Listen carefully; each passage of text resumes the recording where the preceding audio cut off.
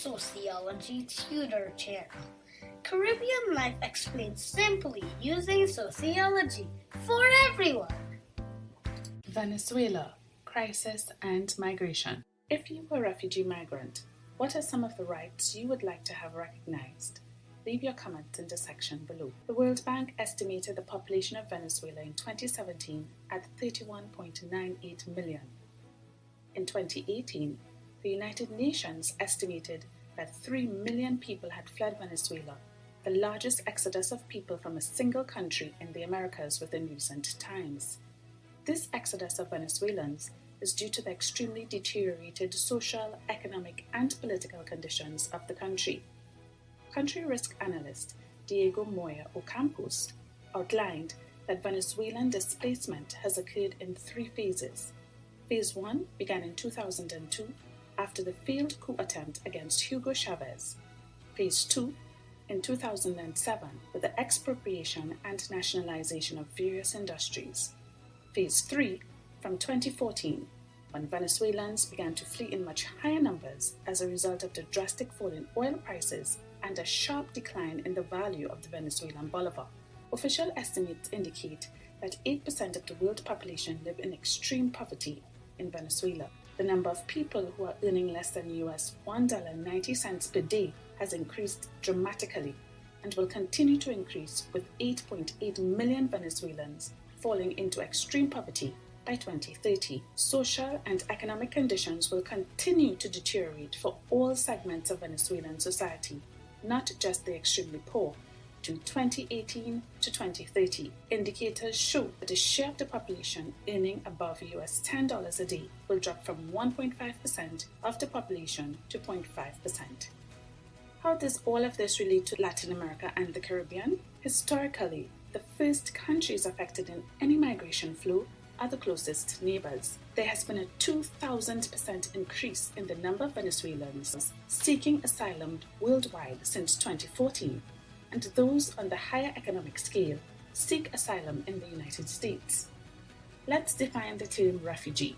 The UN Convention defines a refugee as a person who is outside his or her country of nationality or habitual residence, has a well-founded fear of being persecuted because of his or her race, religion, nationality, membership of a particular social group, or political opinion, and is unable or unwilling to avail him or herself of the protection of that country or to return there for fear of persecution. In 1984, a group of Latin American governments adopted the Cartagena Declaration, which defined a refugee as persons who flee their countries because their lives, safety, or freedom have been threatened by generalized violence, foreign aggression, internal conflict, mass violation of human rights, or other circumstances which have seriously disturbed public order. From these definitions, it is clear that governments can choose which definition of the term refugee they would regard and uphold. Hence the call by the UN Refugee Agency for governments to adjust their laws to accommodate the Venezuelan migrants, leaning more towards the Cartagena Declaration and its definition of a refugee. What is the impact upon Latin American neighbors? Many Latin American nations such as Argentina, Chile, Colombia, Brazil, and Peru have bared the brunt of the influx of the Venezuelan migrants by adjusting their laws to accommodate the migrant exodus, by granting unrestricted visas under the Mercosur Residency Agreement, and facilitating entry through alternative legal stay arrangements as recognized by the UN Refugee Agency. Estimates from the International Migration Organization indicate that in 2018, Colombia hosted the largest number of Venezuelan migrants, 1.2 million, followed by Peru with over 500,000, Ecuador 220,000, Argentina 130,000, Chile over 100,000, Panama 94,000, and Brazil 85,000. The United Nations projects that 5.1 million Venezuelans will flee Venezuela in the year 2019. What is the impact upon the Caribbean? Mass migration is always a source of concern for governments. Governments of small island states, particularly those in the Caribbean, are yet to find the right balance between adopting and implementing refugee law. This issue has come to prominence, notably in the face of the Venezuelan crisis.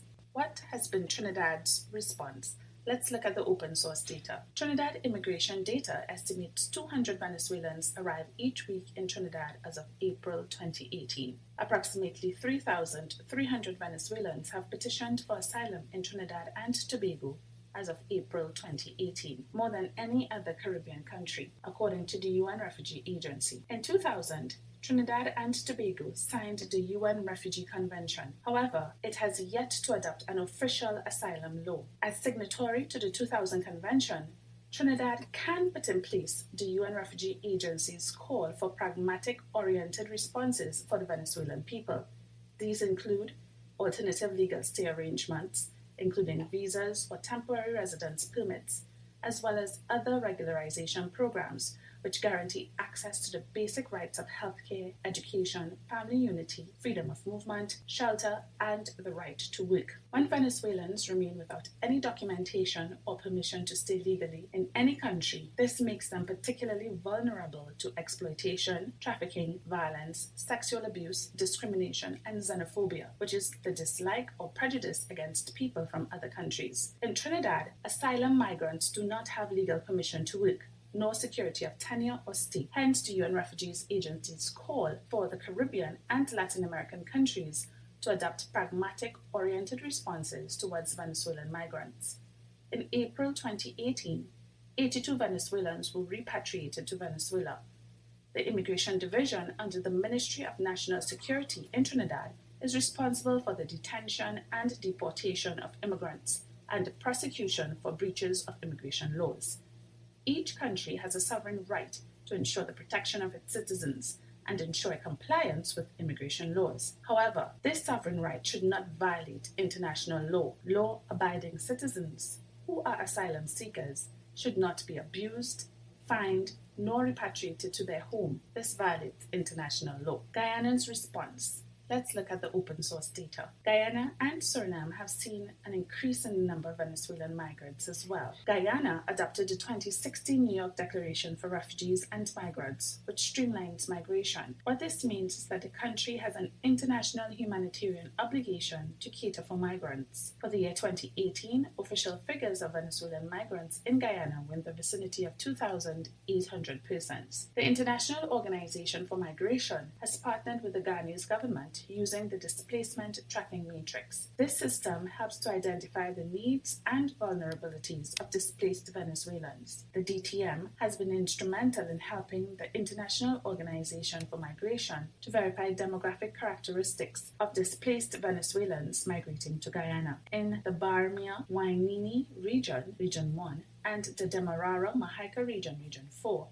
it has been noted that migrants coming to Guyana are young, with the overwhelming majority being female. Young migrant women are particularly vulnerable to human trafficking, sexual abuse, and other forms of discrimination and violence. It is for this reason that the DTM has indicated that the most important needs at this time are assistance with documentation, food, and employment. In the short term, migration places significant pressures on the provisions of services, institutions, labor markets, and the social dynamics of the receiving areas, affecting most of the vulnerable populations in both the migrant and local communities. However, if the short-term challenges are managed well, migration can boost economic, demographic growths, as well as cultural diversity in the long run to the host nations. As Caribbean neighbours, it is important that we advocate our national governments to implement laws that protect the rights of asylum migrants into our territories, such as the Venezuelans. The UN Refugee Agency gives clear guidance that are human rights based that can be used by governments who are willing to put these measures in place. These measures safeguard both refugee migrants and local citizens by attempting to mitigate high levels of social disorder in the receiving state. As sociology students, as well as global citizens, we must engage in the dialogue and ask ourselves some thought-provoking questions, such as, what should be the government's response to the Venezuelan crisis? Are we concerned as Caribbean neighbors, or no? Are people afraid that migrants will disrupt the lives of the local citizenry? If yes, why? Is it xenophobia? If you were a refugee migrant, what are some of the rights you would like to have recognized? These are some of the things that we ought to think about and engage in clear and fair discussion. While you're here, take a look at some more of our videos. If you enjoyed what you have viewed,